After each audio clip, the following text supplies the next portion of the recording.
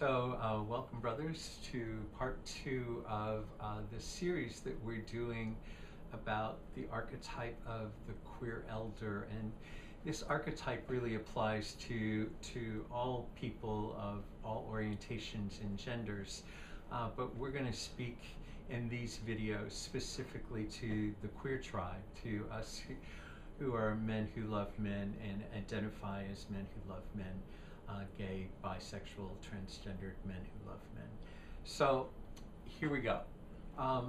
The queer elder, as in the last video, we talked a little bit about, what that queer elder, even those terms, those two terms, start to conjure up inside of you. And so what we want to do in the next series of videos is to give you different aspects to kind of collect together, because the wisdom of the queer elder, if there's a time, and you could probably say this about any given time, but if there's a time that we need eldership in our world, it's now. We need people to the elder in our archetypal system of this ecstatic path is all about knowing that you actually belong in community, and then stepping up and stepping out in community to take your place. So, what is your place in community? And a lot of times, this is where I'll start. When I was in grad school, and my mother had just died, and I was already a queer activist in the city of Cincinnati, and out and proud and doing a lot of just really yummy stuff and working in therapy with folks. And my mother had just died, and I had a dream. And in my dream, I had vision of a snake, a serpent, and what I heard from this voice in the dream was that you, Kirk, are on the path of the serpent. You're on the path of the snake. I had no idea what that meant. I just knew it was an important dream, that somehow spirit or my unconscious had brought up through my body during this particular time. And it was definitely a time of grief for me with my mother's passing. And what I started discovering was, oh yeah, the path of the snake, the path of the serpent. In Aboriginal tribes, you can see this little imagery, but they have a whole initiation that they do with boys to become men. Just like in the African tribe, there's a differentiation of when you come into manhood and when you come into eldership. So this dream for me about the snake had three kind of components that intuitively I think I already knew, but it brought it all together. So the snake certainly was about the Kundalini energy.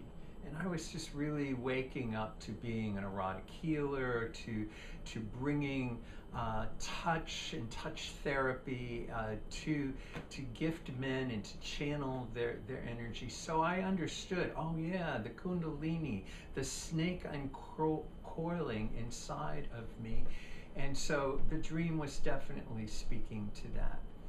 The other part of that, though, is what I didn't know at the time was how important the snake was, not only as kind of an imagery of transformation, like shedding its skin, but the snake in indigenous tribes across many cultures was all about the bridge between the worlds, was about accessing our ancestors and beginning to both welcome them for guidance, for wisdom, for inspiration, to bless them, to thank them for the shoulders in which we walked the face of the earth, So this awakening of, oh yeah, and this time is the perfect time. And I realized I was being called from my manhood into eldership, and that this dream was part of that calling.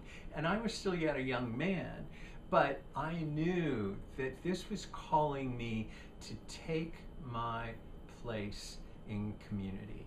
So in this video, I want you to begin to kind of ruminate about, one, how is your intuition in your body ever trying to give you some information about what your next steps are, what the next guidance is? And so dreaming is one way information comes to us. That very personal dream then became something that I used in what became Flesh and Spirit Community when I started bringing the community part together. And we actually did a dream circle.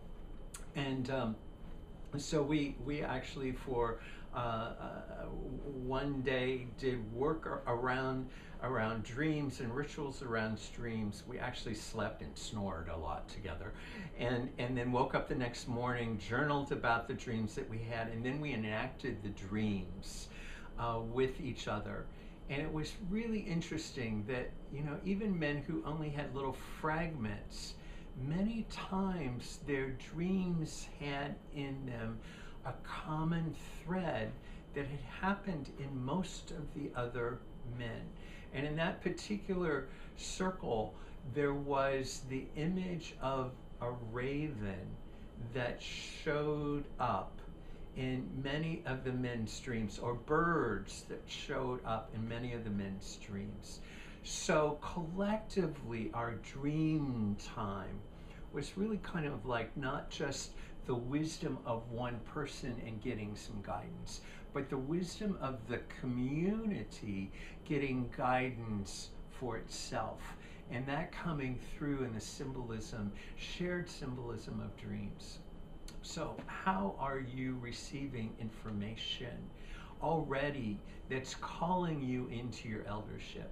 You know, you may just be in your 20s, or you may be in your 70s or 80s, and you are always being called into the next step of where is it you're to take your place in community, and to give the gift of wisdom that has been germinating through you and for you to speak out from you to the world. So just a juicy thought as we start this process around the queer elder and what it might mean to you. Namaste.